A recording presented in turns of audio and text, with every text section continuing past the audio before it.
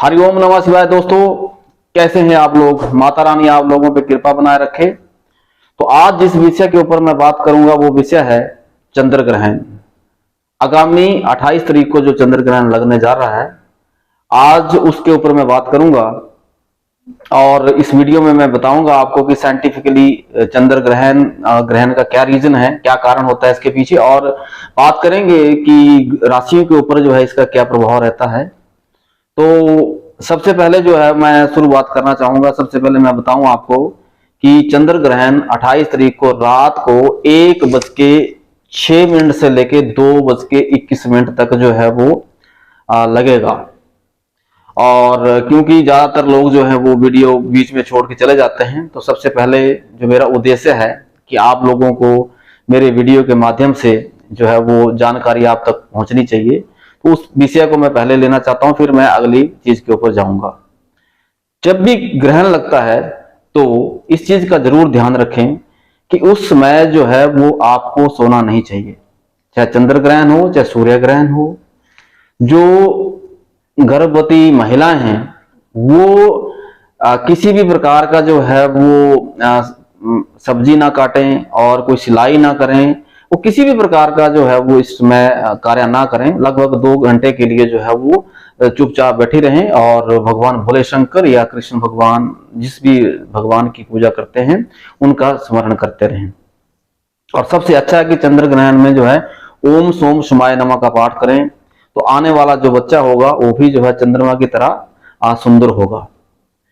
इसके पश्चात जो है वो अब हम मूल विषय के ऊपर आते हैं कि क्या आप लोगों ने ध्यान रखना है। मैंने आप लोगों को बता दिया, और अगर आप इस जानकारी को जो मैं बताना चाहूंगा तो साइंटिफिकली ये प्रूवन हो चुका है कि अगर चंद्रमा जो है हमारे सोलर सिस्टम से हट जाए तो धरती के ऊपर जो दिन है वो 6 घंटे का हो जाएगा। तो चंद्रमा किस किस चीज को कंट्रोल करते हैं? चंद्रमा जो है वो धरती के ऊपर जो कंट्रोल करते हैं वो गुरुत्वाकर्षण को कंट्रोल करते हैं, और जो पानी है तो 70% तो धरती के ऊपर पानी है, उस पानी को कंट्रोल करते हैं। अगर मनुष्य में ये देखा जाए कि कौन सा ऐसा तत्व है हमारे शरीर के किस भाग को चंद्रमा जो है वो इफेक्ट करते हैं, तो चंद्रमा मन के कारक हैं। जो भी हम सोचते हैं, जिस तरह का चंद्रमा होता है, और चंद्रमा ही निर्धारित करता है कि हमारी सोच किस तरह से रहेगी और क्या क्या जो है वो बीमारियां हो सकती हैं, तो उसमें हम अलग से बात करेंगे।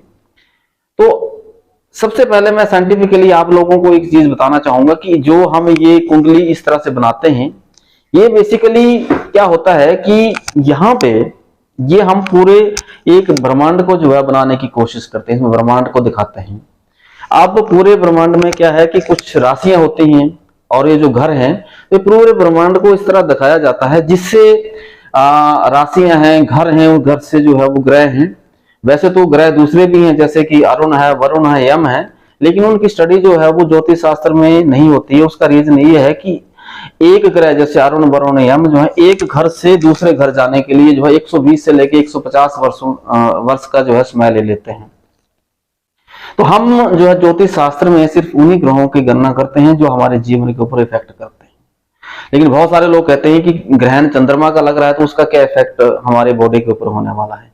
तो डॉक्टर लोग भी कहते हैं कि अगर आप सूरज की रोशनी में बैठते हैं तो विटामिन डी आपकी बढ़ती है। तो सूरज की रोशनी जब हमारे जीवन के ऊपर इफेक्ट कर सकती है, तो जो बाकी स्टार्स हैं उनकी भी तो किरणें हैं, उसी तरह से चंद्रमा का भी इफेक्ट है, उस तरह जो है बाकी ग्रहों का भी असर होता है। तो सारे के सारे असर हमारे जीवन के ऊपर पड़ते हैं।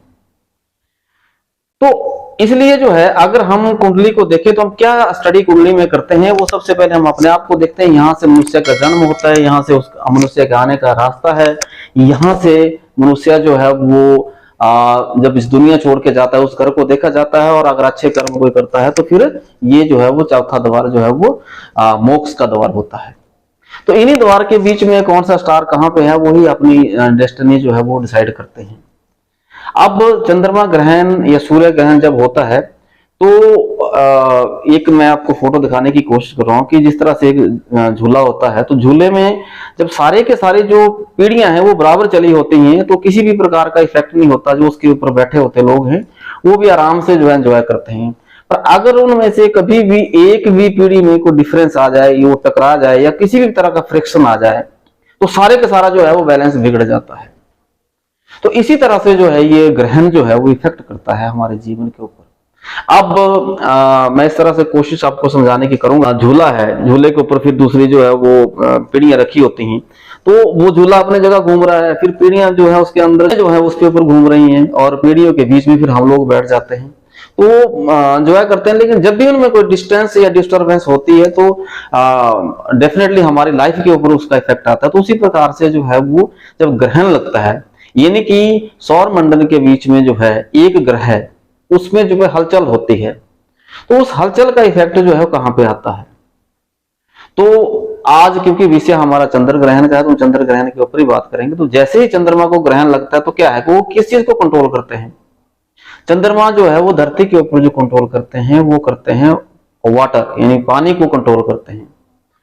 तो पानी समुद्र को हुआ, समुद्र में जो लहरें हैं, आपने देखा होगा ज्वार और जो भाटा जो है वो तभी आता है, हाई टाइड जिसको लो टाइड कहते हैं। तो वो कब आता है, जब जो है पूर्णमासी होती है। ऐसा क्यों होता है, क्योंकि चंद्रमा की किरणें जो है वो उसको कंट्रोल करती है। उसी तरह से जब मनुष्य है, हम लोग हैं, हमारे शरीर में जो 70% पानी है उसे भी जो है वो चंद्रमा कंट्रोल करते हैं। तो हमारे जीवन में इफेक्ट क्या आता है, जैसे ही ग्रहण लगता है तो क्या होता है कि जो हमारी बॉडी के ऊपर जो चंद्रमा का इफेक्ट है, जो पानी है उसमें भी हलचल होती है। तो जैसे मैंने आप लोगों को बताया कि जब भी ग्रहण लगे, चंद्रमा ग्रहण जब होगा, तो आप लोगों को सोना नहीं चाहिए, क्योंकि जो हमारे अंदर जो है वो जो ब्रह्मांड में हलचल होती है, उस हलचल का इफेक्ट हमारी बॉडी के ऊपर भी आता है। तो उस समय जो है वो क्या करना चाहिए, उस टाइम जो प्रभु का नाम लेना चाहिए, ओम नमः शिवाय का पाठ करना चाहिए, या फिर जो है ओम सोम शिवाय नमः का जाप कर सकते हैं, या फिर जो है वो जिस भी भगवान को मानते हैं उनका जो है नाम हनुमान चालीसा पढ़ सकते हैं। जो भी आपको अच्छा लगे उस समय जो है करना चाहिए। और एक चीज काफी लोगों ने सुना होगा और आप लोगों ने भी सुना होगा, उसका इफेक्ट ये होता है कि इस समय जो है वो जितनी भी नेगेटिव और पॉजिटिव फोर्सेज होती हैं, यानी जो शक्तियां होती हैं, वो भी बहुत एक्टिव हो जाती हैं।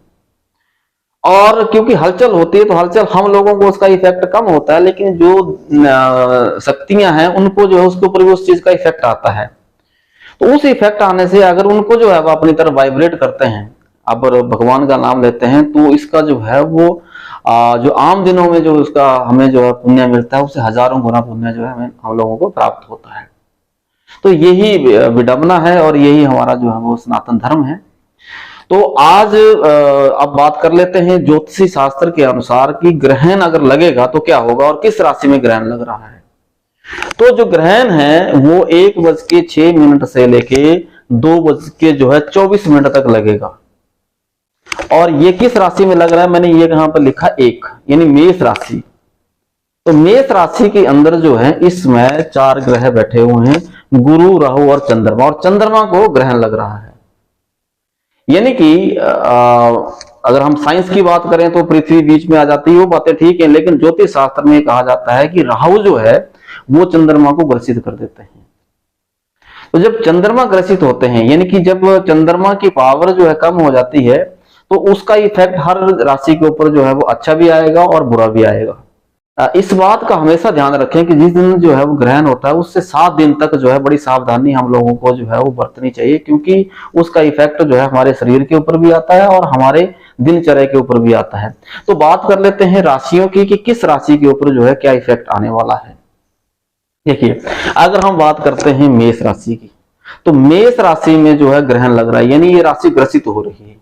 तो जो भी जातक मेष राशि के हैं वो इस बात का जरूर ध्यान रखें कि उनके शरीर के ऊपर जो है ये जो ग्रहण लगने वाला है, तो शरीर में कोई बीमारी होने का भी खतरा बन सकता है। और क्या हो सकता है, ब्लड प्रेशर होने का कारण हो सकता है, और जल से संबंधित कोई भी जो है बीमारी हो सकती है। तो इस समय जो है हम जो मेष राशि के जातक हैं उन्हें इस बात का जरूर ध्यान रखना चाहिए। अब उसके बाद दूसरी राशि की बात कर लेते हैं, वृषभ राशि की बात कर लेते हैं। तो वृषभ राशि जो है, वृषभ राशि में चंद्रमा जो है वो आकारक ग्रह माने जाते हैं।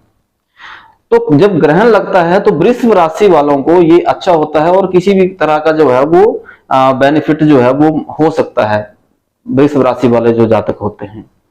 और इसके बाद जो हम तीसरे घर की बात करें तो तीसरी जो राशि है वो मिथुन राशि बनती है। मिथुन राशि में भी जो है बुध की राशि है और यहाँ भी चंद्रमा जो है अकारक होते हैं। तो कहीं ना कहीं जब चंद्रमा वीक होते हैं तो बुध की स्थिति जो है वो बाकी ग्रहों की स्थिति होती है, तो किस तरह का जो है बेनिफिट हो सकता है, जिस तरह से प्रमोशन आदि हो सकते हैं। और चंद्रमा से अगर कोई ग्रसित है, चंद्रमा की दशा में जो है परेशानी चल रही है, तो उससे भी छुटकारा मिल सकता है। बात कर लेते हैं कर्क राशि। कर्क राशि के जो है वो जातक जो है वो उनके मालिक ही जो है वो चंद्रमा है कर्क के, तो कभी भी चंद्रमा ग्रहण लगेगा तो कर्क राशि को हमेशा इफेक्ट करेगा।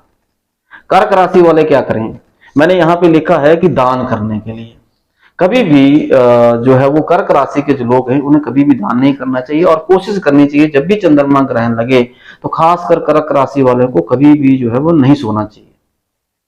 इनको जो है ओम समाय नमः जो है पाठ करते रहना चाहिए, क्योंकि ये ग्रहण जो जब चंद्रमा को लगेगा, यानी कि उनके जिस तरह फादर के ऊपर जो है कोई मुसीबत आती है, उसी तरह से जो हमारे लगन के मालिक हैं अगर उनको ग्रहण लग गया तो हमारे जीवन पे जो है इसका बहुत ज्यादा इफेक्ट पड़ता है। लेकिन दूसरी पहलू ये भी है कि जब वक्त बुरा होता है और जब वो वक्त बीत जाता है और उसके बाद जब दूसरा वक्त स्टार्ट होता है तो हमारे जीवन में कुछ न कुछ ऐसी चीजें भी होती हैं जो बहुत अच्छी होती हैं। तो डरने की जरूरत नहीं है, लेकिन जो है वो सब सावधानी हम लोगों को रखनी चाहिए। और हम बात कर लेते हैं उसके बाद जो सिंह राशि यानी सूर्य की राशि है, तो सूर्य की राशि के ऊपर भी चंद्र ग्रहण जब लगता है तो यहाँ सूर्य की राशि के लिए भी चंद्रमा जो है वो मित्र की भूमिका निभाते हैं। तो इन लोगों के लिए भी जो है वो ग्रहण जो है वो इफेक्ट करेगा। क्या इफेक्ट कर सकता है, पद प्रतिष्ठा के ऊपर परेशानी आ सकती है, शारीरिक परेशानी हो सकती है। और अगर बात करें तो ये जाके जो है छठे भाव में लग रहा है अगर, तो उसका जो है इफेक्ट शरीर के ऊपर आ सकता है, बच्चों की पढ़ाई या पढ़ाई में किसी प्रकार का विघ्न आ सकता है। आगे बात कर लेते हैं हम कन्या राशि। तो कन्या राशि में जो है वो क्या हो सकता है, कन्या राशि फिर से जो है वो बुध लगने से बनते हैं। तो यहाँ पे लेकिन जहां पे ये प्लेस है और जहां पे ये ग्रहण लगेगा अगर, तो उसका इफेक्ट क्या आएगा कि नौकरी में जो है वो ये तो पद प्रतिष्ठा अच्छी हो सकती है, प्रमोशन हो सकती है, लेकिन अब क्वेश्चन वहां पे आता है कि बुध कहाँ प्लेस है। उसके हिसाब से जो अगर बुध अच्छी जगह हुआ और चंद्रमा की भी जो है वो किसी अच्छे घर में प्लेस हुए तो प्रमोशन आदि होने के भी चांसेस बनते हैं। बात कर लेते हैं तुला राशि की। तुला राशि में जो है वो यहाँ पे शुक्र इसके मालिक होते हैं, तो शुक्र और चंद्रमा की जो है आपस में मित्रता तो नहीं है, तो शुक्र वालों को भी कोई ना कोई जो है लाभ मिलने के चांसेस हैं, उनको किसी न किसी प्रकार का जो है कोई बेनिफिट मिल सकता है। उसके बाद कर लेते हैं हम वृश्चिक राशि। इसमें मंगल जो है, तो मंगल और चंद्रमा जो है एक ही कैटेगरी के हैं और एक दूसरे के मित्र हैं। जो यहाँ पे जो है वो वृश्चिक राशि के ऊपर भी इसका जो है कहीं ना कहीं नेगेटिव इफेक्ट आएगा। क्या हो सकता है, कोई किसी चीज की जो है वो चोरी होने की संभावना रहेगी या दिमाग में कहीं ना कहीं जो है वो कुछ खोने का डर बना रहेगा। बात कर लेते हैं कन्या राशि। कन्या राशि के मालिक बृहस्पति बनते हैं और जब बृहस्पति के दोस्त यानी चंद्रमा जो है वो ग्रसित होंगे तो कहीं ना कहीं जो है वो इस राशि के ऊपर भी इफेक्ट आएगा। अब बात कर लेते हैं जो है मकर राशि। तो मकर राशि जो है वो शनि की राशि है, तो शनि और चंद्रमा की आपस में मित्रता नहीं है, लेकिन यहाँ पे जो है इसके मिले जुले फल मिल सकते हैं। तो शनि की प्लेसमेंट कहाँ पे और चंद्रमा की कहाँ पे है, लेकिन ओवरऑल देखा जाए तो मकर राशि और कुंभ राशि क्योंकि दोनों मालिक जो है शनि बनते हैं, तो शनि की वजह से जो है वो पद प्रतिष्ठा भी बढ़ सकती है। और अगर हम कुंभ राशि की बात करें तो कहीं से जो पैसा फंसा हुआ है या कोई नौकरी में कोई दिक्कत है या कहीं ना कहीं से जो है पैसे आने की संभावना बनेगी।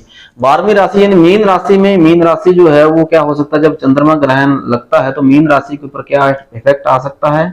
इसमें जो है वो सबसे ज्यादा जो इफेक्ट आ सकता है वो ये है कि रात को नींद आने की जो है ना आने की परेशानी हो सकती है। कोई विदेश से जो है अगर कोई बिजनेस करते हैं तो नुकसान हो सकता है, या कहीं जो है आपने प्लान किया था फ्लाई करने का यानी प्लेन की कोई यात्रा करना चाह रहे थे और उसमें जो है वो कोई विघ्न आ सकता है उस तरीके से। तो इस तरह से ये 12 राशियों के ऊपर इफेक्ट करेगा, लेकिन घबराने की जरूरत नहीं होती। जब भी जो है वो ग्रहण लगता है तो ग्रहण के बाद एक अच्छा वक्त जरूर आता है, एक अलग चेंज, अलग पावर जो है वो मनुष्य के अंदर देखी जाती है। तो क्या करें, सिंपल सी बात है कि जब भी ग्रहण का टाइम हो तो उस समय जो है ओम नमः शिवाय का पाठ करें या ओम समाय का पाठ करें। और जो बाकी जो लगन के जो मालिक हैं, जिस तरह से जो है जैसे मैंने कहा कर्क लगन के जो मालिक हैं उनको ना दान ना करें, बाकी जो है दान कर सकते, सफेद वस्तुएं जो रखिए और सफेद वस्तुओं का दान कर सकते हैं। तो जो कर्क राशि वाले वो कर सकते हैं, लेकिन उस महीने के भी बाद में जो है वो दान कर सकते हैं। इस तरह से जो ग्रहण का जो इफेक्ट है, होने वाला इफेक्ट है, उससे जो है वो छुटकारा पाया जा सकता है। तो ये चंद्रमा ग्रहण के बारे में जो आज हमने बात की, अगर आपको ये जानकारी अच्छी लगी हो तो वीडियो को लाइक करें, शेयर करें और चैनल को सब्सक्राइब करें। आगे फिर किसी और वीडियो में मिलेंगे, तब तक के लिए ओम नमः शिवाय।